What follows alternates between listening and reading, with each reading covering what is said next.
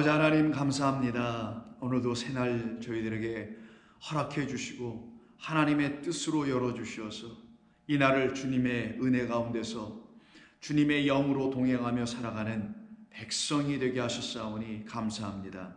그와 같은 날로 이 날을 여기며 그런 날로 이루어가기를 소망하는 모든 성도들 위해 하나님의 신실함과 인자하심을 통하여 당신의 모든 뜻들이 이루어지기를 원하옵나이다.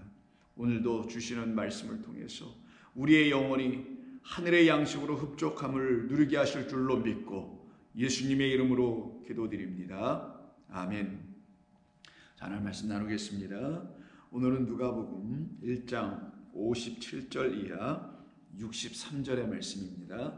누가복음 1장 57절 이하 63절입니다. 함께 읽겠습니다. 엘리사벳이 해산할 기한이 차서 아들을 낳으니 이웃과 친족이 주께서 그를 크게 긍휼히 여기심을 듣고 함께 즐거워하더라. 8일이 되매 아이를 할례하러 와서 그 아버지의 이름을 따라 사가랴라 하고자 하더니 그 어머니가 대답하여 이르되 아니라 요한이라 할 것이라 하매 그들이 이르되 내 친족 중에 이 이름으로 이름한 이가 없다 하고 그의 아버지께 몸짓하여 무엇으로 이름을 지으려 하는가 물으니 그가 서판을 달라 하여 그 이름을 요한이라 쓰매 다 놀랍게 여기더라. 이에 그 입이 곧 열리고 혀가 풀리며 말을 하여 하나님을 찬송하니 그 근처에 사는 자가 다 두려워하고 이 모든 말이 온 유대 산골에 두루 퍼짐에 듣는 사람이 다 이 말을 마음에 두며 이르되 이 아이가 장차 어찌 될까 하니 이는 주의 손이 그와 함께 하심이로라. 아멘. 읽다 보니까 그냥 다 읽게 됐네요. 오늘 본문은 57절부터 63절을 근거로 해서 먼저 하나님 말씀을 나누도록 하겠습니다. 이 본문은 57절에서 다음과 같이 시작하기를 엘리사벳이 드디어 성령의 충만함으로 하나님의 은혜 가운데서 아이를 잉태하고 그리고 이제는 기한이 차서 아들을 낳게 되었다라는 말씀으로 시작합니다. 맞습니다. 우리는 바로 이와 같은 소망을 가지고 믿음 안에서 주님의 임하심을 기다렸더니만 기다리고 기다렸더니 주께서 우리에게 찾아 응답해 주시는 역사가 일어나게 되는데 또한 그것이 저와 여러분이라는 하늘나라 백성되어 있는 성도들의 삶인 것인데 그들에겐 반드시 이와 같이 하나님이 행하시는 일들을 이 역사라는 시간을 살아가고 인생이라는 시간을 살아가는 이 과정에서 반드시 경험하게 해 주시는 것입니다.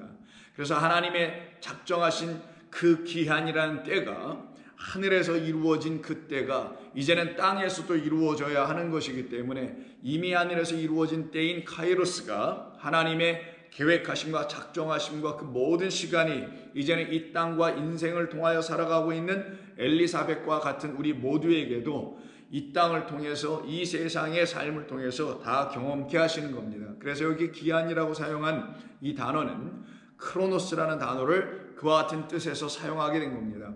크로노스는 말씀드린 대로 하나님의 시간이라는 카이로스와 상반되는 개념이라기보다는 그 카이로스가 이루어진 시간이라고 보시면 되는 겁니다. 이 카이로스는 우리가 살아가고 있는 이 땅의 시간을 일반적으로 표명할 때 사용하는 시간을 말하는 것인데 이 땅에 있는 시간이라는 것은 하나님께서 주신 하나님께서 계획해 놓으신 그 시간을 살아가는 사람들에게만 허락되어 있는 것이거든요. 그래서 여기에 크로노스가 기록되어 있게 된 것입니다.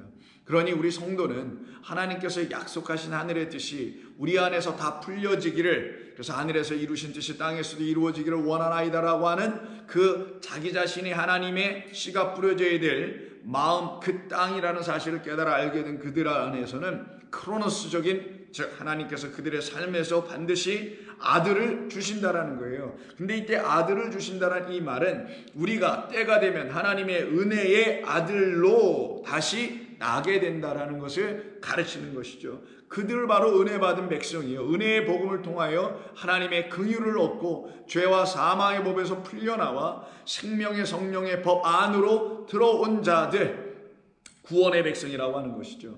바로 이 이야기에서부터 57절은 누가가 다시 시작하고 있는 것입니다. 그때 이 아들을 낳았다라는 소식을 이웃들과 더불어 인근에 흩어져 살고 있는 친족들이 듣게 되죠. 그리고는 그들 모두가 하나님을 즐거워하며 찬양하는 이야기가 58절에 있어요. 이웃과 친족이 주께서 그를 크게 긍휼히 여기심을 듣고 함께 즐거워하더라 라고 합니다. 그런데 이 친족과 이웃들이 갖게 된 알고 있는 하나님의 긍휼은 과연 하나님께서 당신의 은혜로 말미암아 들려주시는 또 허락해 주시는 복음의 말씀을 통하여 갖게 된 은혜로 긍휼이었을까? 아니면은 아직 율법이라는 것으로만 듣고서는 하나님의 긍휼을 자기 인생으로만 경험한 차원으로 바라보았기 때문에 나이 많은 두 내외에게 하나님께서 아들을 이렇게 주셔서 대가 끊기지 해주지 않으셨다라는 그런 차원의 긍휼의 하나님으로 혹시 바라본 것은 아니었을까? 그런데 그것이 또 맞는 이유가 오늘 본문을 이미 여러분들이 저와 함께 더불어서 읽고 들으셔서 아시겠지만 이때 태어난 이 아들의 이름은 이미 요한이라고 지으라고 가브리엘 천사가 아버지 사가랴에게 이미 얘기해 준 것이 있었거든요. 그런데 이들은 그 사실을 알 수도 없을 뿐만 아니라 성경이 말하는 그 사실, 그 진리인 우리가 하나님의 은혜 받은 자요, 그 은혜로 말미암아 하나님의 백성으로 다시 날 자라는 사실을 알지 못하는 사람들은 결국은 하나님의 긍휼을 이 땅에 있는 차원과 수준에서 이해할 수밖에 없게 될 것이며, 그 차원에서 이해한 긍휼의 하나님은 땅에서 이해한 긍휼의 하나님, 그 하나님밖에 더 이상 또 되지도 않을 것입니다. 그래서 이들이 요한의 어머니인 그 엘리사벳과 말다툼을 하게 됩니다. 이름을 사가랴로 짓자, 아니다 요한이라 해야 된다, 이런 말다툼이 벌어지게 되는 것을 그 하반 본문에서 우리에게 보여주고 있죠. 그렇다면 이것은 무엇을 말하냐면 이들이 정말 주께서 이 사람들 두 내외에게 주신 이 아들 요한을 통하여 하나님께서 그 가정에 베풀어 주신 사가랴와 그리고 엘리사벳과 그 가정에 베풀어 주신 은혜를 또한 바라보고 깨달아야 할 그 이웃과 친족들에게까지도 하나님의 긍휼이 무엇인지를 좀 알려주려고 하시는 것인데, 이들은 아직 그것이 무엇인지를 알지 못하는 자들이라는 것을 이 본문이 우리에게 보여줍니다. 그래서 성도는요, 하나님의 은혜의 말씀을 통하여 하나님께서 나라는 존재를 어떻게 구원해 내셨는지를 비로소 깊이 영적으로 깨달아 알게 될 때야만이 내가 하나님의 긍휼을 입지 아니하면은 살 길이 전혀 없다라는 것을 깨닫게 된 그런 겸손한 주의 백성, 하나님 앞에 엎드리는 주의 백성이 비로소 될 수 있는 거예요. 그때 그들이 하나님의 긍휼하심을 통하여 자기가 구원받았기 때문에 그 큰 긍휼이 나라는 육에 떨어져서 나라는 육을 끝을 내게 하시고 나를 다시 하나님의 영으로 말미암아 지어진 영을 갖게 된 백성, 그래서 영적 백성으로 나는 다시 거듭나 나게 하신 하나님이라는 사실을 깨달아 알게 될 때 그 주를 크게 기뻐 찬송하게 될 것이 분명히 맞습니다. 그래서 오늘 본문에서 이 누가는 그러한 부분들을 하나도 놓치지 않고 57절에서는 우리가 다 때가 되면 하늘에서 이루어진 뜻대로 땅에서도 이루어지리이다 라고 기도하는 모든 자들에게는 그 기한이 차서 결국 아들을 낳게 되며 하나님의 아들들이 되는 것을, 즉 우리가 그리스도를 잉태하여 그리스도를 우리가 갖게 되면 우리가 어떤 존재로 바뀌냐, 요한이라는 존재로 바뀌는데, 요한으로 우리가 다시 완전히 다시 낳게 되는데 그 요한의 이름의 뜻은 미리 말씀드리고 전에도 말씀을 드렸습니다마는 하나님의 은혜를 받은 자, 하나님의 사랑을 입은 자라는 뜻을 갖게 된 이름을 우리가 갖게 되는 거예요. 그래서 본문은 바로 그와 같은 것을 이 누가를 통해서 놓치지 않고 증거해 주므로 아직 그 은혜 안에 들어오지 못한 이 친족과 이웃들에게 결국 하나님은 이 엘리사벳과 이 사가랴를 통해서 그리고 또 요한을 통해서 복음이 전파되게 하게 하시려는 뜻이 있는 것이죠. 그래서 마지막 65, 6절에서는 다음 같은 말을 하게 되는 거예요. 그 근처에 사는 자가, 이웃들이죠, 다 두려워하고 드디어 하나님의 말씀을 깨닫게 됐어요. 그럼 내가 지금까지 잘못 깨달았던 그 하나님의 말씀을 가진 나의 영혼을 놓고 하나님을 바라보니 두려운 마음이 안 생기겠습니까? 내가 여태 하나님을 잘못 섬겼구나, 잘못 믿었구나, 잘못되게 경배했구나, 하나님의 이름을 결국은 내가 모독했구나, 성령 거룩한 영이 행하시는 일을 내가 모독한 자가 되었구나 하는 사실을 알게 되는 거거든요. 그런 일들을 하나님께서 지금 다 이 이야기 속에서, 이 가정의 이야기 속에서 주변 이웃 근처에 사는 자들에게 다 보여주시는 겁니다. 그러니 성도 한 사람에게 하나님이 행하신 일들이 그 한 사람 안에서 완전히 역사되어 그 한 영혼이 다 그걸 깨달아 알게 되면 그 주변도 바로 그 사람으로 인하여 하나님을 알게 될 수 있는 기회와 계기가 열릴 수밖에 없게 되는 것이죠. 그래서 이 근처 사는 사람이 두려워하네요. 무엇으로? 두려워하고는 이 모든 말이 온 유대 산골에 두루 퍼지게 되었다. 그러면 이때 모든 말이 퍼졌다는데, 이거 퍼진 모든 말이 이 사람들이 지금 이웃 사람들이 두려워했다라는 그런 이야기, 그런 말들이 퍼졌다라는 거겠어요? 아니면 57절부터 지금 66절에 걸쳐서 요한의 태어남의 이야기 속에서 하나님이 증거해 주시려고 하는 그 말씀이 온 주변의 사람들에게 퍼져나갔다는 것이겠어요? 당연히 후자이겠죠. 그래서 이때 사용된 모든 말이라는 게 사람들의 입에서 나오는 그런 말들이 아니에요. 그 말 썼으면 그냥 뭐 다른 로고스나 이런 걸 사용했겠지만, 여기에 레마라는 단어를 누가가 명확하게 기록한 것은 그가 주변의 사람들에게 하나님이 행하신 그 진리의 말씀이, 진리의 말씀으로 일어난 하나님의 역사가 이와 같이 요한이라는 아들을 낳게 되는 것이었으며, 요한으로 또한 낳는 역사를 이루게 하시는 것이라는 그 레마라는 진리를 온 세상에 전하게 하시기 위해서 이렇게 일하신 것이었다라는 것을 누가가 놓칠 리가 없었겠죠. 그래서 이렇게 전하게 된 거예요. 성도는 누가와 마찬가지로 이렇게 깨닫고 전하게 되는 것입니다.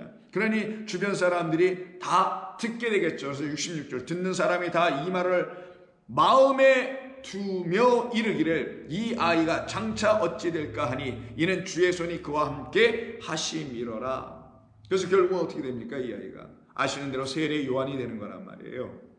처음부터 세례 요한이라는 타이틀을 가지고 이가 태어나는 것이 아니었었죠. 그는 이렇게 하나님의 일을 하겠다고 말씀했죠. 세례를 주는 자가 아니에요. 이는 그의 그 세례 요한이라는, 우리가 닉네임으로 세례 요한이다, John the Baptist 이렇게 붙인 거는 글쎄 명확하게는 올바른 표현이 아닐 수 있습니다. 왜냐하면은 그 천사 가브리엘이 이미 우리가 살펴본 대로 16절에서 뭐라고 얘기합니까? 이스라엘 이는 어떤 사람이 되냐? 자, 15절부터 이는 그가 주 앞에서 큰 자가 되며 포도주나 독한 술을 마시지 아니하며 모태로부터 성령의 충만함을 받아 이스라엘 자손을 주 곧 그들의 하나님께로 많이 돌아오게 하겠음이라. 그가 또한 엘리야의 심령과 영입니다. 영과 그리고 능력으로 주 앞에 먼저 와서 아버지의 마음을 자식에게, 거스르는 자를 의인의 실기에 돌아오게 하고 주를 위하여 세운 백성을 준비하는 자 되게 될 것이라는 거예요. 그것이 바로 지금 이 주변에 있는 사람들이 말하고 있는 장차 어찌 될까 이 아이가 라는 말에 대한 대답은 이미 가브리엘이 줬던 것이죠. 이것이 지금 본문 전체에서 1차적으로 우리가 이야기하고 있음을 우리가 먼저 살펴보아야 하는 것이고요. 좀 더 구체적으로 보신다면은 드디어 이제 엘리사벳이 아들 요한을 낳습니다. 그리고 이웃과 친족이 모여들었습니다. 여기까지 좋은데 문제가 지금 생겼어요. 그게 이제 59절 이하의 이야기인데, 이게 뭐냐면은 이 아이의 이름을 무엇으로 지을까 하는 논쟁 아닌 논쟁, 다툼 아닌 다툼, 차이 아닌 차이, 이 모든 것이 발생하게 됩니다. 그래서 58구절 이하를 제가 다시 읽어드리면요, 8일이 되매 아이를 할례하러 와서 그 아버지의 이름을 따라 사가라라고 하고자 하더니, 누가, 여기 주어가 없네 59절에, 바로 이웃과 친족, 특별히 이제 친족이 그러고 있겠죠. 친족이 이 일을 하려고 하는 거예요. 아버지의 이름 사가랴의 이름을 따라서 똑같이 이 아이도 사가랴라고 하자고 한다라는 거죠. 그때 그 어머니 엘리사벳이 대답하여 이르기를 아니라, 이런 제하에 거절합니다. 노라고 분명히 대답을 하네요. 아니라 요한이라 할 것이라 하매라고 하여 이들이 부딪힙니다. 그랬더니만 그들이 뭐라고 하냐? 친족들이 이르기를 61절 내 친족 중에 이 이름으로 이름한 이가 없다 라고 얘기를 해요. 우리 집안에는 이런 이름을 갖고 있지 못하다. 우리 친족이라는 게 인간이 만드는 족보죠. 인간이 대를 이어나간 인간 족보, 인간의 계보입니다. 그 인간의 계보, 인간의 족보, 하나님의 영, 그리스도의 영으로 말미암아 지어져야 할 그 하나님의 씨로 말미암아 다시 지어져야 할 하나님의 족보가 아닌 그 자기 사람들의 족보만 갖고 있는 그 친족들, 이 제사장들의 지금 레위파, 이들 안에는 이런 이름이 없다라는 거예요. 이건 놀라운 일입니다. 그리고 이건 진리를 담은 거예요. 마태복음 1장에 우리 예수님이 이 땅에 오시는 이야기에 대한 그 시줌에 대한 이야기를 하잖아요. 그 씨가 14대 14대 14대 이렇게 나눠져 가지고 끊어지는 거 여러분 아실 것입니다. 그 대에는 그리스도라는 영원한 하나님의 말씀이라는 씨를 가진 자들의 계보가 쭉 흘러가는 것이지 그리스도가 어떻게 태어났다라는 걸 얘기하려는 게 아니란 말이에요.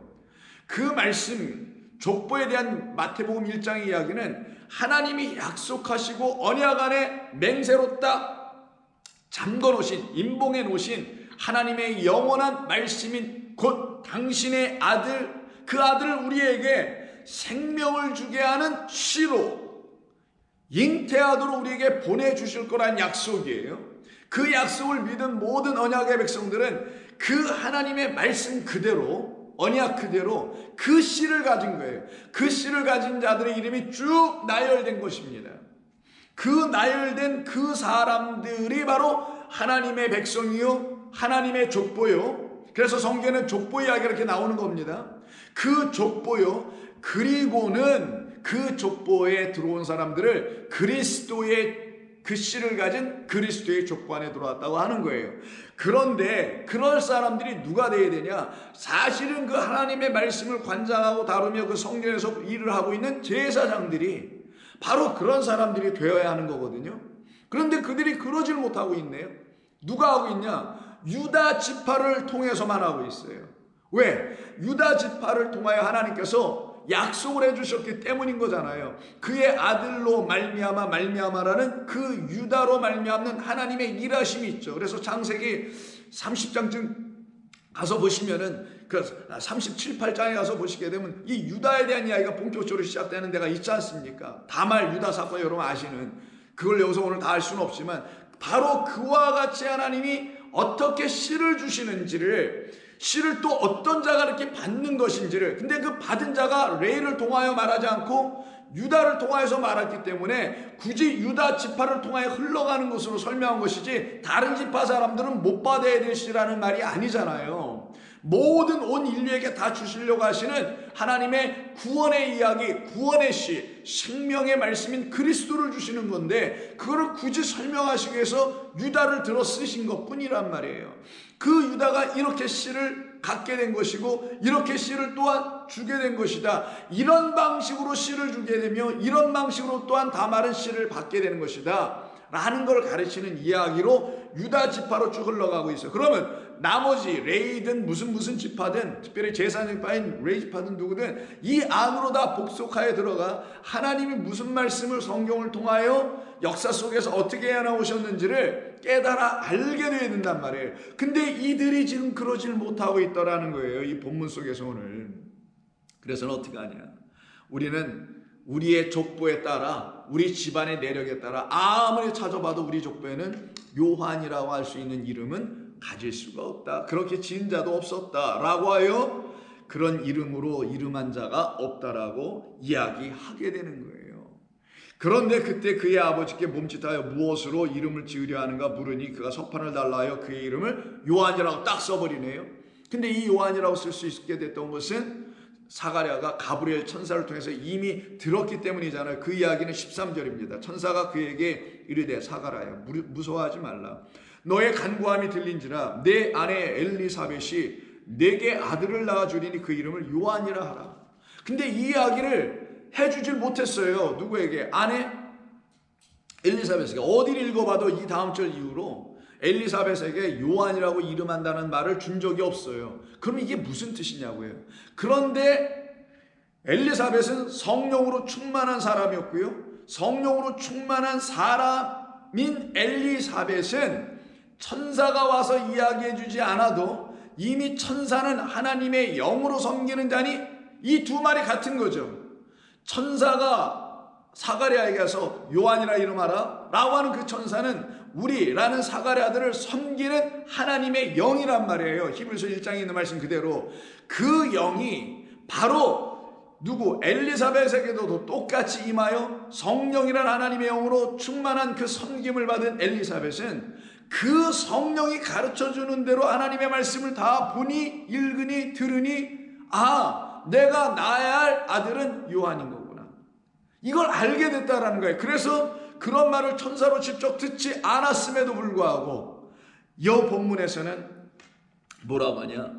그 요한이라고 그 어머니가 60절에서 지어야 된다고, 요한이라고 지어야 된다고 얘기하게 되는 거예요. 그래서 둘의 말이 똑같아지는 거예요. 이게 바로 남편과 아내가 하나가 딱 되는 그런 상황이 되는 것이죠. 그래서 이 이름을 짓는 이야기가 여기서 핵심 문제로 대두되어 나타나게 됐던 것입니다.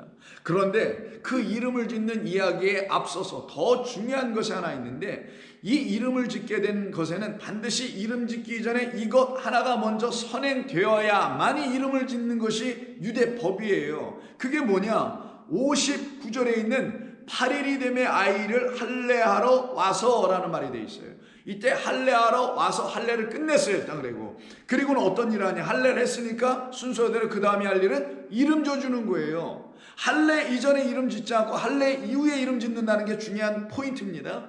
할례 이전에 갖고 있는 이름이 있을 거라는 거예요. 그 이름으로 갖게 하지 말고 할례가 이루어진 이후의 이름으로 가져야 된다는 걸 성경이 말하려고 하는 진리인데, 그걸 지금 이 본문에서 가르쳐 주려고 하는 거예요. 자, 그러면은 할례를 받기 이전에 갖고 있었던 이름으로 살아가고 있는 자들, 그들이 누구인가? 여기 이웃과 친족들이라고 보시면 되는 거예요. 이들은 다 겉에다가 육신에다가는 몸에다가 할례는 했지만 이들에겐 어떤 일이 벌어지지 않았느냐?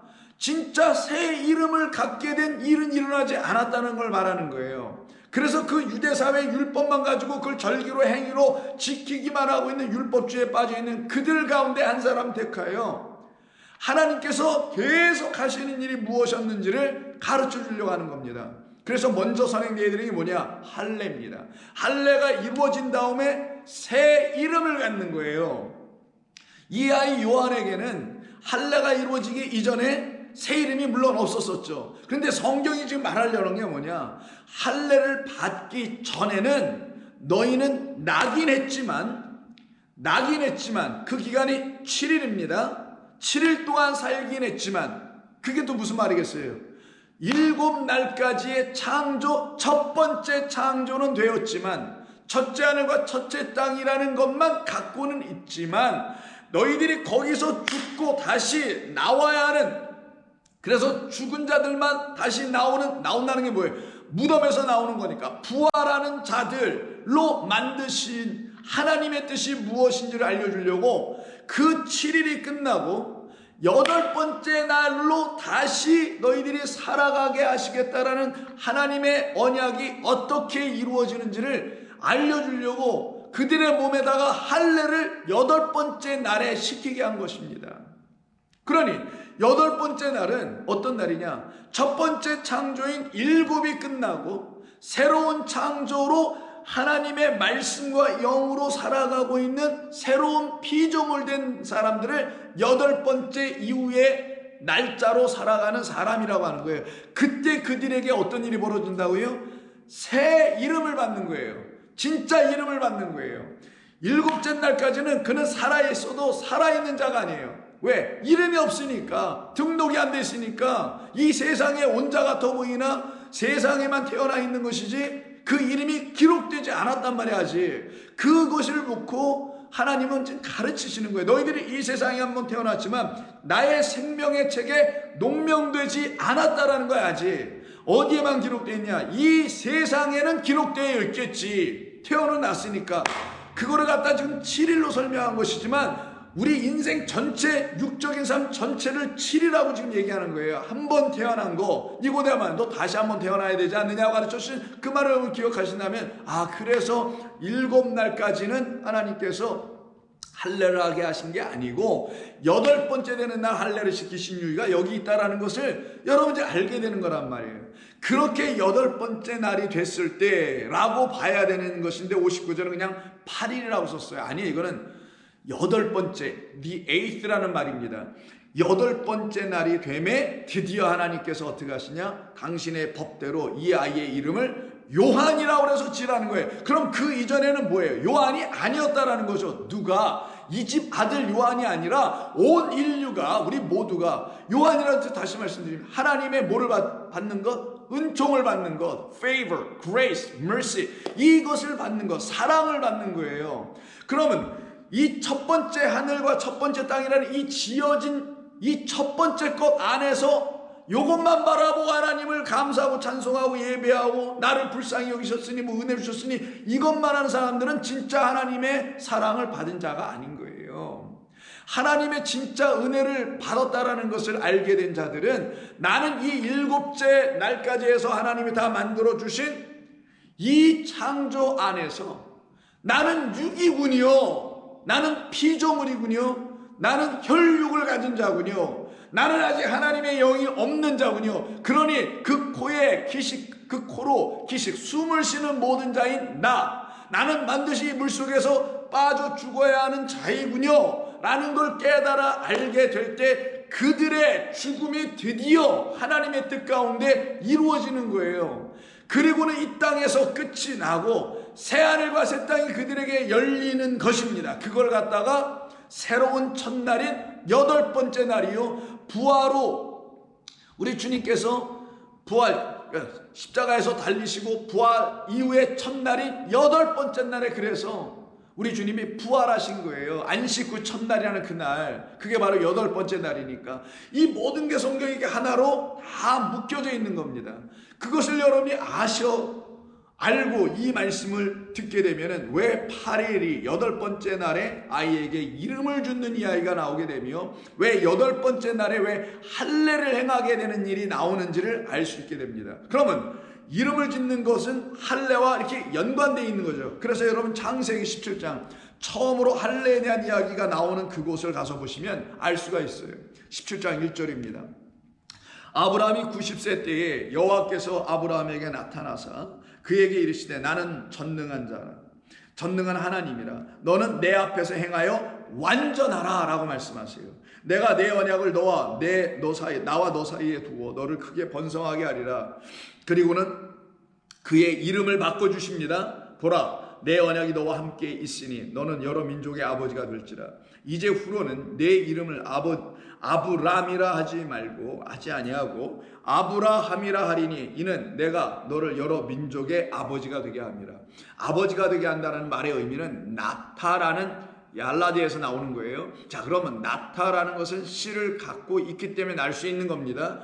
드디어 내가 너를 씨 가진 백성 만들어 줄게. 어떤 씨 가진 백성? 그리스도라는 씨, 진짜 하나님이라는 씨, 영이라는 말씀이라는 씨를 갖게 해줄게, 이 말인 거예요. 그 전에는 너는 뭐라고요? 그냥 이 땅에서 사람들이 육으로 낳고 죽고 사는 그런 씨는 누구나 갖고 있는 씨니까 그 씨야 널 갖고 있겠지. 그때 그 너는 아브라함이야. 그게 이 창조 안에 갇혀있는 이 하나님의 지어놓으신 것, 요것만 붙들고 이게 하나님의 전부인 줄 알고 착각하여 살아가는 그들을 놓고 아브람이라고 하는 거예요.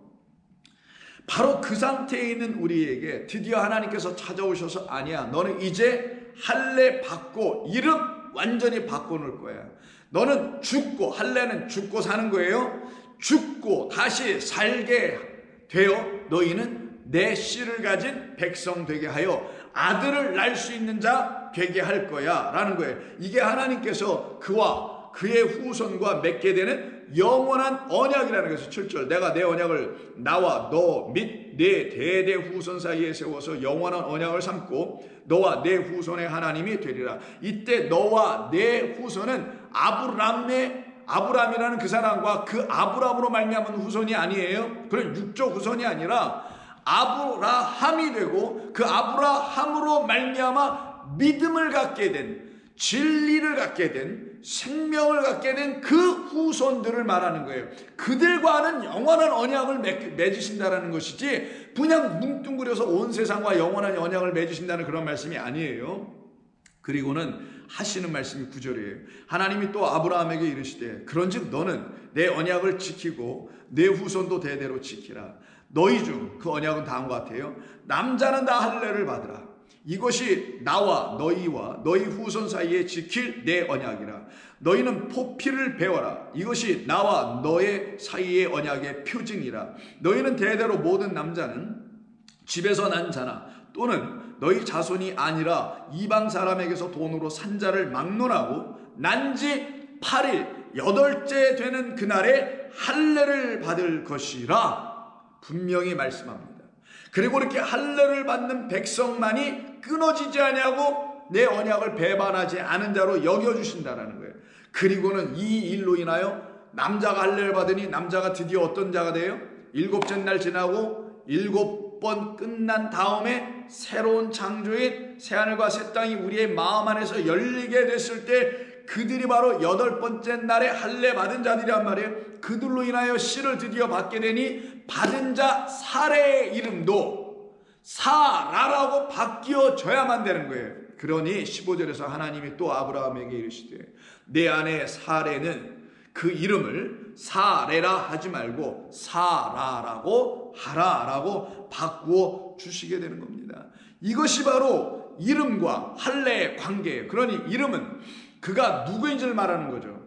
그가 과거의 옛사람 아브라함이냐, 아니면 그가 이제 하나님의 언약 안에서 하나님이 주시는 씨로 말미암아 그 씨를 가질 수 있는 자가 되게 하시기 위해서 그의 몸에 할례, 껍질을 벗겨버리는, 포피를 벗겨버리는, 즉 어떤 거예요? 자기를 덮어 씌우고 있는 그것을 벗겨주심으로 지금까지 자기가 덮여진 상태에서 보았더니 첫째 하늘과 첫째 땅만 보고 있었던 그를 하나님께서 이렇게 벗겨주시니, 눈을 벗기고 마음을 벗겨주시니 그가 새하늘과 새 땅을 드디어 보게 돼요. 그때 그 안에 들어온 하나님이라는 참 생명의 씨가, 하나님이 바로 씨신데 씨가 그들을 어떻게 합니까? 아브라함으로 바꿔놓는 거예요. 그래서 아브라함에서 아브라함으로 바뀌는 이 역사가 바로 이 포피를 벗겨버린, 껍질을 벗겨버린, 자기의 생각을 벗겨버린, 자기의 눈이 할례가 되어버린 사람들에게 일어나는 역사인 겁니다. 그들의 이름이 드디어 바뀌어지니 그들이 그리스도 예수 안에서 새로운 피조물이라고 하는 신약 성경적 표현이나 이 안에서 내 후손이라고 말하는 것이나 차이가 하나도 없는 거야. 똑같은 진리의 말씀을 저 오래전의 사람이나 지금의 시대의 사람이나 똑같이 하나님으로 말미암아 같은 진리, 같은 영 안에서 듣게 된 것입니다. 그래서 이름이 바뀌는 거예요. 할례는요. 새로운 존재, 새로운 피조물이 되는 겁니다. 더 이상 옛 것이 아닌 거예요. 옛 사람이 아닌 거예요. 이 첫째 하늘과 첫째 땅에 거하는 자 같은 이 눈에 보이는 세상에 살고 있으나 여기에 더 이상 거하지 않고 영원한 하나님의 나라를 바라보는 사람으로 살아가게 되는 것이에요. 그래서 이들을 놓고 8번째 날에 할례를 받는 자들이라고 하는 겁니다. 그러면 이 8번째라는 말이 사용된 곳이 어디 있냐면 많지도 않은데요. 베드로후서 2장 5절 이하를 보시게 되면 알 수가 있습니다. 그 앞에 부분은 뭐 시간이 그러니까 다 읽지는 않고요. 5절 이하를 봅니다. 옛 세상을 용서하지 아니하시고 오직 의를 전파하는 노아와 그 7 식구를 보존하시고 경건하지 아니한 자들의 세상에 홍수를 내리셨다라는 이 5절의 말씀이 있어요. 이때 여기 아무리 눈을 씻고 찾아봐도 제가 지금 말씀드린 8이라는 단어나 8번째라는 말 하나도 있지 않죠. 그런데 그거보다 숫자가 하나 부족해 보이는 7 식구라는 7이라는 수는 나와 있네요. 그럼 저 7이라는 수에 문제가 있다라는 것을 여러분 직감하실 수 있겠죠. 왜냐하면 제가 여러분들에게 여러분 본문에서 사용된 8번째라는 그 말이 여기에 나온다고 말씀드렸으니까요. 자, 그럼 하나하나씩 살펴보기로 하겠습니다. 이때 노아의 이야기를 지금 베드로가 다시 재해석하는 것이죠. 노아 때 일어나는 홍수는 뭐 그냥 죄악의 관영에서 그냥 저놈들 싹 쓸어버린다, 이거 단순하다 보네. 이건 이렇게 하나님의 말씀을 무지해서 깨닫지 못한 과정에서 그냥 자기의 눈으로 선악 판단해주고 선한 사람은 살려내고 악한 놈들은 다 쓸어버리는 이런 생각을 가지고 있는 사람들의 눈으로 노아 이야기를 바라보게 되면 허탄한 이야기로 자기가 그 이야기를 갖게 될 겁니다. 근데 베드로는 그런 사람이 아니에요. 하나님 말씀을 진리로 깨닫게 된 사람입니다. 그래서 그가 어떤 말을 쓰냐면 옛 세상이라고 시작합니다. 노아의 홍수로 그 세상이 멸망당하게 되는데 그때 완전히 쓸려나가고 그냥 물에다 덮여지는 그 세상을 어떤 세상이라 하냐? 옛 세상이라고 해요. 이때 옛 세상을 용서하지 않는다고 했는데 이게 용서가 아니라 남겨두지 않는다. 이게 남겨두다라는 페이도마이라는 단어를 씁니다. 남겨두다, 아끼다 이런 뜻이에요. 이게 용서하고 이러는 게 아닙니다. 이게 자꾸만 이런 식으로 생각해요. 죄가 많으니까 용서하지 않으셨어. 이런 개념을 갖고 자꾸만 이렇게 번역을 하는 것 같은데 이게 본래 뜻은 아끼다, 남겨두다. 근데 여기 부정어가 들어서 아끼지 않다, 남기지 않다. 왜 아끼지 않고 남기지 않을까요? 남기면 안 되기 때문에. 아껴서는 안 되기 때문인 거예요. 무슨 용서가 아니에요. 이 옛 세상이라는 그 세상이 우리에게 그대로 남아있으면 안 되기 때문에. 이해하셨어요? 깨달으십니까? 그 옛 세상이 우리에게 여전히 나는 아끼고 싶어. 이거 어떻게 하지? 이 세상? 이런 마음 갖게 해주지 않으시려고 하시는 뜻이 이루어진 게 노아의 홍수 사건이었다라는 걸 얘기하는 거예요. 지금 베드로가. 그러니 이때 옛 세상이라는 게 어떤 세상이에요? 옛 세상 옛날 몇천 년 전에 몇만 년 몇십억 년 전에 옛 세상이에요? 아니에요. 성경에서 말하는 이 옛자라는 단어가 뭐냐면 아르카이오스라는 단어를 쓰는데 벌써 냄새가 나죠? 아르카이오스, 아르케에서 나온 말이에요. 태초라는 말이죠. 처음이라는 뜻이고 시작이라는 뜻이잖아요. 그러면 태초에 지어진 천지창조, 그게 뭐예요? 눈에 보이는 모든 것들이잖아요.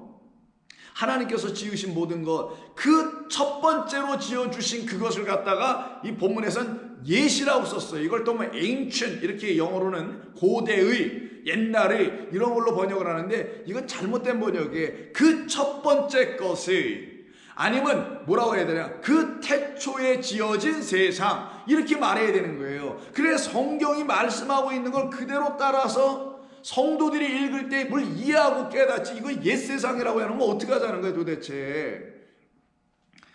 그래서 이건 옛이 아니고 여러분 알고 계세요. 이거 태초, 처음, 시작이라는 말을 갖고 있는, 혹은 머리도 됩니다. 아르케니까 바로 그것을 얘기하는 거예요. 베르시트라는, 그때 지어진, 그것으로 지어진, 첫 번째 것으로만 지어진 이 말이에요. 그러면 여러분 아시다시피 두 번째 것으로, 마지막 것으로 다시 지어줘야 되잖아요. 첫 번째 것으로 지어지는 걸 첫째 아담, 그는 살아있는 자, 생명이고, 둘째 아담으로 다시 지어지면 우리를 아주 살아나게 하는 자, 살려내는 영으로 지어진 자라고 하잖아요. 바로 그걸 여러분들 염두에 두시고 이런 본문을 읽으면 그걸 깨달아 알게 되는 거예요. 그래서 이게 옛이 아니고 처음의 것, 태초에 하나님이 지으셨다는 이 눈에 보이는 이 세상을 말하는 거예요.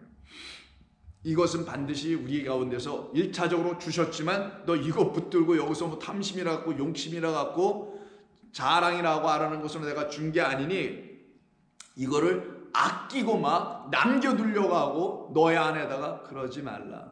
이것은 너를 나라는 존재를 가르치기 위한 비유요, 교육이요, 가르치는 몽학 선생이요, 초등교사인 걸 반드시 알아야 한다. 그러니 그가, 초등교사가, 몽학 선생이 다 그 역할을 다해서 이 첫째 것을 가지고, 지어주신 것을 가지고 나를 둘째 것이라는 영원한 아버지의 나라를 바라보게 하고 그 나라를 소망하게 한다면 이 첫째 것은 그때 아깝지가 않지. 왜 아까워이게요?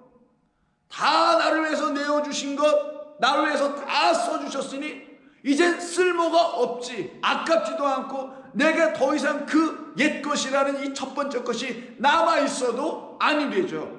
왜? 내 안에서 다 풀려지고 탕감되었기 때문에, 깨달아 알려졌기 때문에 떠나가는 거예요. 우리 예수님 그래서 십자가에서 떠나가서 주신 거란 말이에요. 그를 못 잡게 하려고. 그 예수님 그래서 이 첫째 것과 같은 거예요. 근데 그리스도는 누구냐?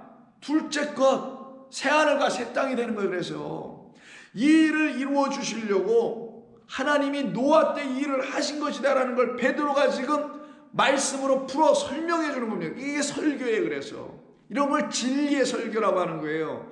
이렇게 진리로 설교를 안 하면 아니 뭐 베드로니 뭐니 해봤자 뭐 의미가 있겠어요. 뭐 신사도냐고 자기가 누구 뭐 베드로니 뭐 어느 뭐 지파니 뭐 이런다고 하는데 아 웃기는 짜장들이죠. 저거는 아니 근데 그런 말에 또 현혹이 되네요. 놀랍죠. 무지에서 그런 겁니다. 다 무지는 어디서 오는지 아세요? 탐심에서 오는 거예요. 자기가 갖고 있는 그 열정이, 그 잘못된 지식이 불태운 열정이 바로 이렇게 무지로 들어가게 만드는 겁니다. 그래서 옛 세상을 아끼지 남겨놓지 아니하시고, 왜? 완전히 제거해요. 그래서 제사드려도 그냥 다 지워버리잖아요. 첫째 것은 육으로 난 첫 번째 것을 완전히 태워버리잖아요. 그걸 동물 육을 통하여 가르쳐 주는 거잖아요. 우리는 완전히 끝나야 된다는 거예요. 그래서 여러분 죽음을 두려워하면 안 돼요. 죽는 건 감사한 거예요. 제발 죽음은 아주 감사한 거예요. 그래서 도마가 뭐라 그랬어요? 우리도 죽으러 가자 이렇게 얘기한 거예요. 얼마나 감사했으면. 참 이렇게 성도가 지어져 가야 되는 것인데 갈 길이 멋이다 생각하시는 분들은 빨리빨리 기차 타 오르세요. 용서가 아니고 저 지우시고 아끼다 남겨두다, 아끼지 남겨두지 아니하시고 오직 의를 전파하는, 의를 여기 전파한다는 게 케르그마니까 의를 진리의 복음으로 그 안의 것으로 선포해낼 수 있었던 누구? 노아. 이때 의가 무슨 의예요? 하나님의 의로우심. 야 이거 봐라, 하나님이 의롭지 않으시고 불의한 하나님이었으면 이것만 줬을 거다. 여기에서 우리 그냥 살다가 죽으라고 하셨을 거야. 열심히 해봐 너희들, 내가 준 능력과 달란트 가지고 이러고 마셨을 거야. 근데 하나님 얼마나 감사한 하나님인지 노아 때 그런 악한 우리, 자기 마음의 악한 생각과 그것을 가지고 계획을 삼고 있는 우리들을 그냥 하늘의 문을 여서 물을 쏟아부어줘 가지고 진리의 물이에요. 우리를 그냥 완전히 싹 옛것을 갖고 있는 우리를 육을 싹 그 진리의 물로 쓸어버렸네. 할렐루야. 완전히 쓸어버렸네. 이 하나님 어찌 의롭지 아니하신가? 나 같은 무현자를 이렇게 의롭게 하셨네. 감사합니다. 베드로가 그래서 예수님께 생명의 레마 말씀이, 영생의 생명의 말씀 레마가 당신에게 있는데 우리가 누구에게로 어디로 가겠습니까? 라고 얘기한 거예요. 요한복음에서. 저와 여러분도 그런 사람들이잖아요. 그래서 그 의를 전파하는 노아와 그 7 식구를 보존하셨다. 이때 보존하셨다 플러스거든요. 이게 guard, 지키셨다 이런 표현이에요. 이때 지킨다라는 말은 생명이 자기에게 들어왔기 때문에 그걸 지키는 것을 진짜 지키는 거라고 해요. 근데 여기 번역에 이제 문제가 있는 게 노아와 그 7 식구라고 했어요. 이건 뭐 자기 마음대로 번역한 것이라고 저는 생각합니다. 이분은 어떤 분인지 간이 좀 크신 분 같아요. 왜냐하면 아니 여기에 만약에 7이라는 숫자가 있다면 저 그냥 7 식구라고, 식구자는 물론 없지만 그냥 식구자 붙여도 전 뭐 신경 쓰지 않을 겁니다. 뭐 7 식구니까 좋아요. 좋은데 여기 7자 없거든요. 근데 어떻게 7 식구라고 이렇게 멋지게 번역을 했을까요? 뭐만 있냐면 어떻게 되어 있냐면 의를 전파하는, 요 말은 저 뒤쪽에 나가 있고요. 맨 앞에 뭐 붙어 있냐면 8번째 컴마 8번째 쉼표가 찍혀 있고요. 그리고 노아예요. 이런 말이 있어요. 8번째 그 노아는 의를 전파했다라는 거예요. 그 말은 뭐겠어요?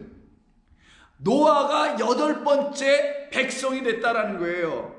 8번째 날에 새로운 피조물 됐다라는 거예요. 노아는. 왜? 하나님의 은혜를 입었으니까. 오늘 본문에서 하나님의 긍휼을 외치는 자, 친족, 이웃들이 있었지만 하나님의 은혜를 하나님 말씀 눈 안에서 발견하지 못한 자들이니 그들이 외쳐대는 은혜니 긍휼이니 이런 것은 거짓부렁에 불과한 것이었단 말이에요. 이 땅에 있는 은혜들, 가정에 무슨 뭐를 해결해 줬니? 뭐가 내가 병이 났니? 이런 것들 있잖아요. 이런 걸 뭐 하나님의 은혜라고?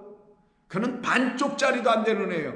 여러분 그거 안 받으셔도 하나님의 은혜를 알고 깨달을 수 있도록 하나님은 당신의 영을 충만히 부어주시는 그런 하나님이란 말이에요. 그건 이 세상에 빠져 있는 자들, 미혹하는 영들을 갖고 있는 자들이 그런 것에 귀 기울이고 있는 것 뿐이고, 그러니 자꾸만 그쪽으로 빠져가겠지. 진리가 없어서. 다시 말씀드립니다. 8번째 쉼표 커마 그리고 노아예요. 8번째는 할례가 이루어진 자들에게 쓰는 말이에요.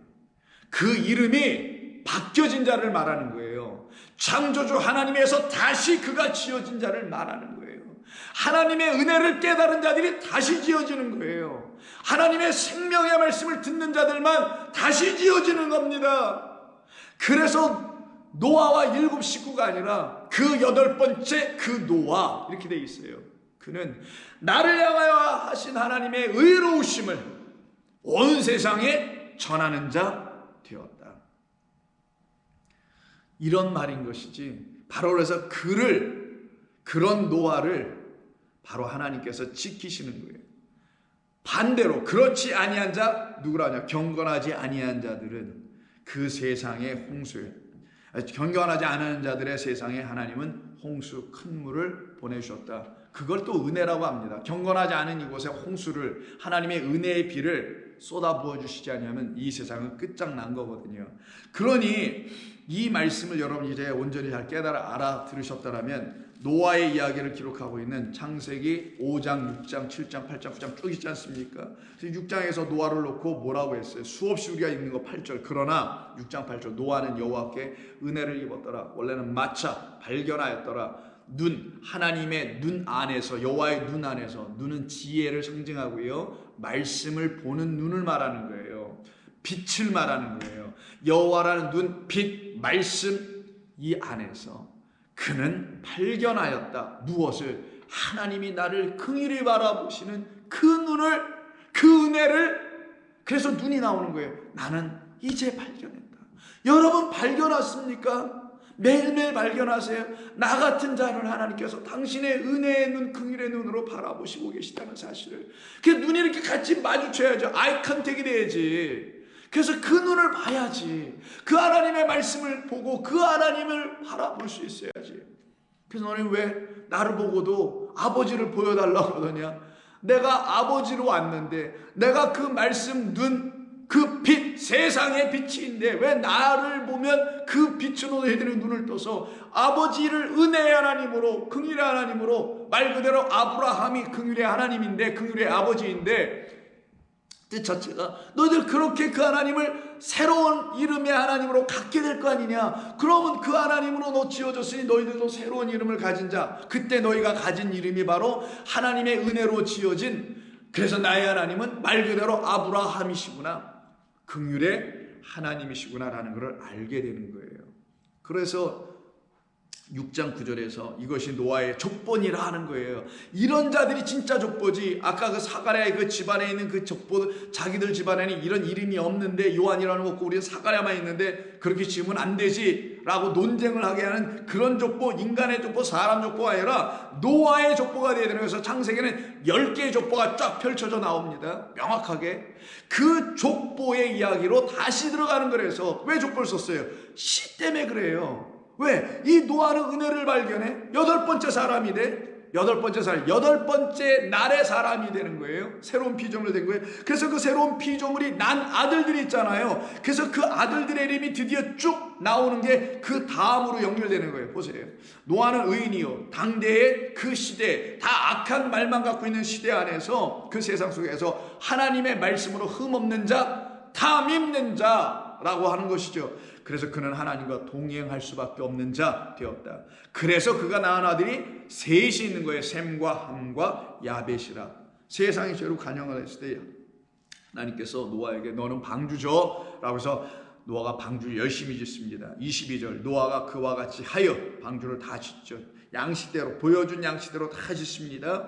하나님이 자기에게 명하신 대로 다 준행하였더니 이제는 하나님께서 뭐라고 그래요? 다 됐다. 그럼 너 하나님의 말씀을 가지고, 즉 내 말을 가지고 너 방주 졌네. 이 말이 노아가 지은 방주예요. 무슨 뚝딱뚝딱 쳐서 나무로 방주였다라는 그런 단순한 이야기 아니에요. 그런 이야기를 가지고 진짜 노아라는 우리가 지어야 될 8번째 날을 살아가고 있는, 그 이후로 살아가는 새로운 피조물들 안에서는 다 지어진 것이 있는데 그걸 뭐라고 하냐? 여호와의 말씀으로 지어진 방주, 그리스도라는 방주라는 거예요. 그러니 어떻게 돼요? 다 줬으면 그 안으로 들어가야지. 그게 바로 내 안에 너희는 들어와라 라는 거죠. 그럼 내가 너희 안에, 너희는 내 안에라는 거예요. 이게 방주 안에 있는 거예요. 우리 그리스도 예수 안에. 여호와께서 노아에게 이르시되 7장 1절 너와 내 온 집은 방주로 들어가라. 이 세대에서 내가 내 앞에 의로움을 내가 보았습니다. 이 세대 앞에서 너는 나의 의를 들고 불의한 그들에게 너는 나의 의로 그들에게 뭘 전했어요? 진리를 전했다. 하나님이 물을 부으실 것이다. 그 물을 부으실 때 그 물이 나를 살려내는 물로 하늘에서 쏟아질 것인데, 이 물이 나를 어떻게 살려내는지를 알게 하는 게 방주고, 그 물을 피하여 방주로 들어갔다라는 말이 아니라 그 물을 가진 자들, 그 물을 맞은 자들은 그 물로 방주를 짓는다라는 거예요. 물, 말씀, 하늘의 거룩한 깨끗한 물 말씀을 가지고, 그 말씀이 자기들 안에 임하였을 그 말씀을 가지고 방주를 진 자들은 그 물 때문에 방주가 그들에게 만들어졌다라는 걸 말하는 거예요. 그래서 너희들도 방주져라. 하나님이 심판하신다. 물을 보내실 때 방주 안 짓는 자, 그 물 하나님의 말씀으로 그리스도 예수를 자기들 안에 성전으로 짓지 못하는 자들은 다 죽을 거야. 그러나 그걸 짓는 자들은 어떻게 돼요? 이 땅이 아니라는 걸 알려주시는 하나님의 일하심이 뭔지를 깨닫고 이 땅 떠나고 새로운 땅으로 물이 쫙 빠진 다음에 다시 방주에서 내려서 살아가는 거예요. 그게 바로 8번째 날 이후로 살아가는 노아라는 거예요. 그 노아 때문에 7이 되어 아버지 안으로 다시 들어갈 자들을 그의 아들과 며느리 식구라고 좀 표현하는 겁니다. 그럼 이들이 어떻게 하겠어요? 8명이 들어가겠죠. 그래서 8이라는 숫자가 나오는 거예요. 8명이라기보다는 8이 된 자들인 겁니다. 그래서 8장에 보실까요? 7장 13절 곧 그날에 노아와 그의 아들 셈, 함, 야벳과 노아의 아내와 세 며느리 총 도합하면 8이죠. 8번째가 됐다는 걸 강조하기 위해서 숫자도 정확하게 8로 만들어 놓으시는 겁니다. 다 방주 안으로 들어갔더라. 그래서 다시 베드로, 이번엔 전서로 가봅시다. 베드로전서 3장 18절 이하에서 이런 얘기를 합니다. 그리스도께서 단번에 죄를 위하여 죽으사, 자, 노아의 홍수 이야기, 방주의 이야기, 그리고 그리스도의 죽음의 이야기 다 하나로 엮어서 지금 연결하여서 베드로가 이야기하는 걸 한번 들어보세요. 그리스도께서 단번에 죄를 위하여 죽으사 의인으로서 불의한 자를 대신하셨으니, 그러니 불의한 나를 대신하여 죽으신 그 의로우신 분을 전하는 게 의를 전한 노아라는 거예요. 성도. 이는 우리를 하나님 앞으로 인도하려 하심이라. 육체로는 죽임을 당하시고 영으로는 살리심을 받으셨으니, 이게 우리의 똑같이 그가 또한 영으로 가서 옥에 있는 영들에게 옷 풀려지지 않아서 아직 탕감되지 않아서 나오지 못하고 있는 자들, 이곳에서 아직 풀려 나오지 못한 자들, 여기를 아끼고 앉아있는 자들, 그들을 어떻게 해요? 하나님께서 찾아오신다라는 거예요. 오셔서 거기서 우리에게 진리를 전해 주실 때, 영들에게 선포해 주실 때에 우리가 거기서 살아나옵니다. 이것을 놓고 노아의 이야기로 설명하고 있는 거예요. 이 역사가 어떤 것이냐, 들어봐라 하면서, 그들은 전에 이 옥에 갇혀 있는 자들은 누구냐? 전에 노아의 날 방주를 준비할 동안 하나님이 오래 참고 기다리실 때에 복종하지 아니하던 자들이라. 방주에서 물로 말미암아가 아니라 물을 통하여요. 물을 수단으로 하여, 물로 말미암아 마치 뭐예요? 심판을 받는 것 같아 보이죠. 근데 물로 말미암아 구원을 얻었대잖아요. 그러면 구원을 얻게 한 것이 물이었다라는, 그래서 노아홍수를 오해하는 사람들은 물로 심판했다고 생각하잖아요. 그게 아니라 그 물로 인하여, 물을 통하여 하나님은 구원하셨다. 근데 누구를? 그 하늘의 물이 뭔지를 안 그들은 그 물을 통하여 구원 얻게 되고, 하늘의 물을 무시한 자들은, 하늘에서 비나 내려서 땅에서 곡식이나 많이 나고 하는 그런 비나 생각하고 있는 자들은 그 물로 심판받는다라는 거예요. 그러니까 하나님의 은혜의 비로 오히려 심판을 받고 죽는다라는 겁니다. 그래서 물을 통하여 구원을 얻은 자가 몇 명뿐이니 겨우 8명이라. 물론 안타깝게 그 수가 많지 않다라는 걸 얘기하는 부분도 있습니다. 그러나 8이라는 숫자를 베드로는 놓치지 않았어요. 왜? 거기서 풀려 나온 자, 옥에서 풀려 나온 영혼들이 8번째 날을 살아가고 있는 자들이라는 걸 설명해 주려고 하는 거예요.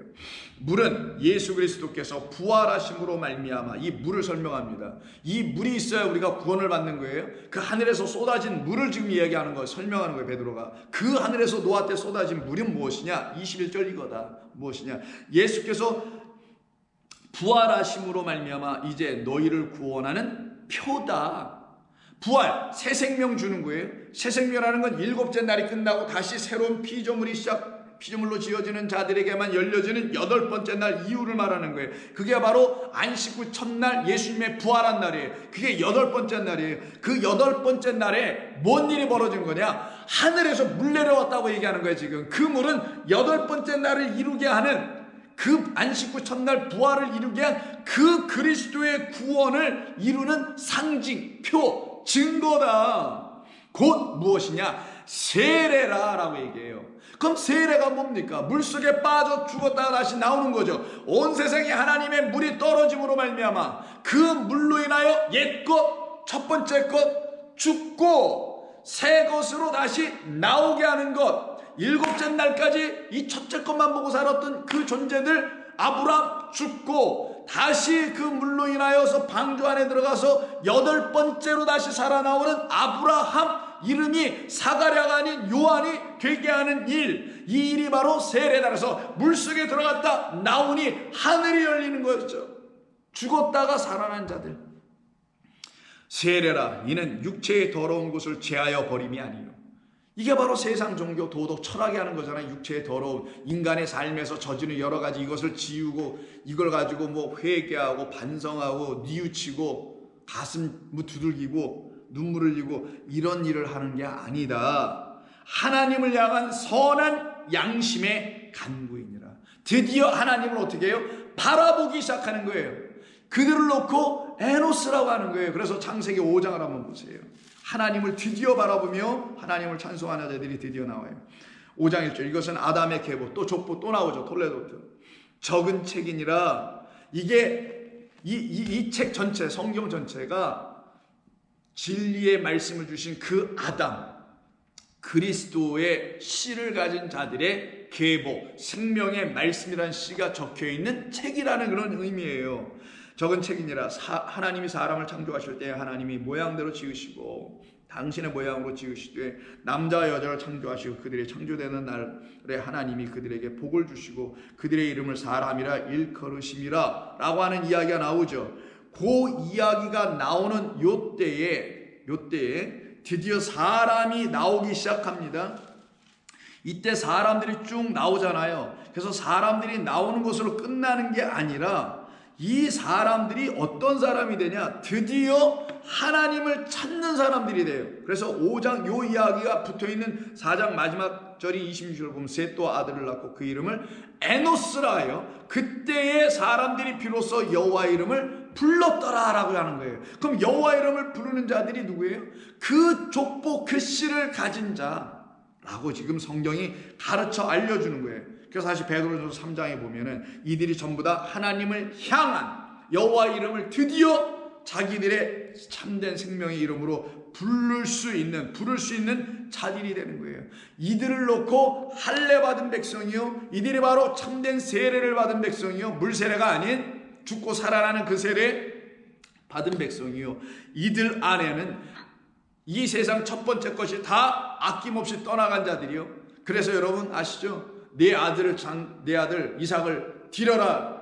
내가 그 아들을 아낌없이 내게 주었기 때문에 라는 말 하실 때 그때 아낌없다 라는 말이 나오죠. 예, 하샤크라는 단어인데 그 단어가 여기 좀 전에 우리가 함께 읽어봤던 아끼지 않는다는 말의 헬라어와 똑같은 히브리어입니다. 그러니 성경은 제가 뭐 이렇게 히브리 헬라를 구체적으로 하지 않아도 다 똑같은 말을 하고 있다는 것을 읽고 연구하고 공부하면 공부할수록 더 깊이 깨닫는 것만 우리에게 주어지게 되는 거예요. 그래서 골로새서 2장 11절 이하에서 이렇게 말씀하죠. 또 그 안에서 그리스도 예수 안에서 그를 머리라고 합니다. 너희가 손으로 하지 아니한 할례를 받았으니 여태까지 손으로만 한 그 할례, 인간의 족보 안에 들어온 할례만 했지. 그러나 곧 육을 벗는 것이요 손으로 할례하는 건 육을 못 벗고 껍질이나 벗기고 포경 수술을 하겠지만 육이라는 사르스, 인간이 바라보고 있는 이 눈으로 본 모든 것, 그것을 갖고 깨달았다고 하는 모든 것, 이것은 벗어야지. 인간의 눈으로 보고 깨달았다는 게 이 세상 종교가 가르치는 가르침들입니다. 그런 것이 아니라 그것을 제하여 주기 위한 할례를 받아야지. 그래서 육의 몸을 벗는 것이요 그리스도의 할례니라. 그리스도께서 이 일을 위해서 십자가에서 죽으심이 바로 할례였다라는 거예요. 너희가 세례로 그리스도와 함께 장사되고, 이때 그리스도의 죽음에 함께 연합하는 그 역사가 일어난 사람들도 그럼 자기들 가운데 진짜 육의 몸을 벗게 되는 그리스도의 할례가 그들에게도 일어나니, 그렇게 죽은 자들만 그리스도처럼 똑같이 어떻게 돼요? 안식 후 첫날, 안식은 뭐예요? 첫 번째 창조가 이루어진 그 다음에 첫날, 여덟 번째 날에 그들도 어떻게 됩니까? 다 할례 받고 다 살아나는 자가 되는 거예요. 그래서 너희가 세례로 그리스도와 함께 장사되고 또 죽은 자들 가운데서 그를 일으키신 하나님의 역사를 믿음으로 말미암아 그 안에서 함께 너희도 일으키신 부활, 에게이로 전부 다 살아나지 않았더냐? 이것을 지금 증거하여 우리에게 보여주는 것입니다. 그래서 오늘 본문에서 누가는 이 할례와 이름의 이야기를 같이 묶어 쓴 거예요.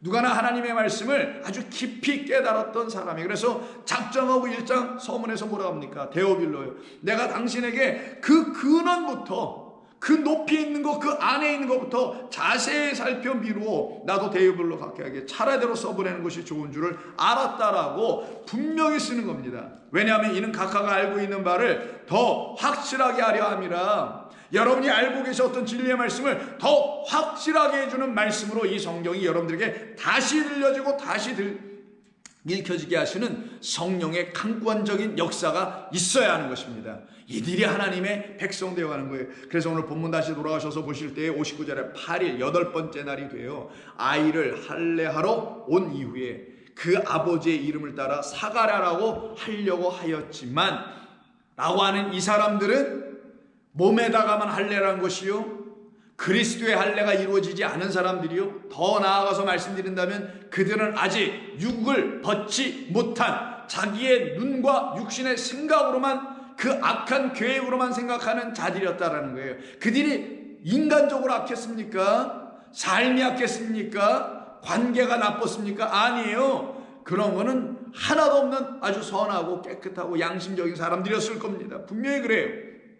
그런데도 불구하고 하나님 그 겉의 것을 보지 아니하고 그 중심 안을 보신다면서요. 너의 안에 어떤 마음, 어떤 영, 어떤 말씀을 갖고 있느냐, 그것을 보시는 것뿐인 거라는 것을 여러분이 놓치지 않으신다면, 이들이 왜 이렇게 아버지의 이름을 따라서 사가랴라고 그 태어난 그 아이를, 즉 7이 딱 지나고 8번째 된 그 아이를, 노아가 될 아이를 왜 이렇게 지려고 했는지를 우리가 알 수 있게 되는 겁니다. 그러나 감사하게도 저와 여러분들이 이런 말씀이 있었기에, 그리고 이런 말씀을 성령을 통하여 깨닫게 해주셨기에 우리는 사가랴라는 이름을 넘겨받는 게 아니라, 즉 인간 족보에서 나온 그걸 그대로 넘겨받는 게 아니라, 다른 말로 하면 인간이 가르쳐주는 씨라는 말들을 넘겨받는 그런 인간 족보와 인간 세상, 이 첫 번째 것에 계속 묶여있는 자들이 아니라 거기서 하늘의 물 성령 진리의 말씀으로 맞아 죽고 방주 안으로 들어갈 수 있는 자들이 되게 되는 거예요.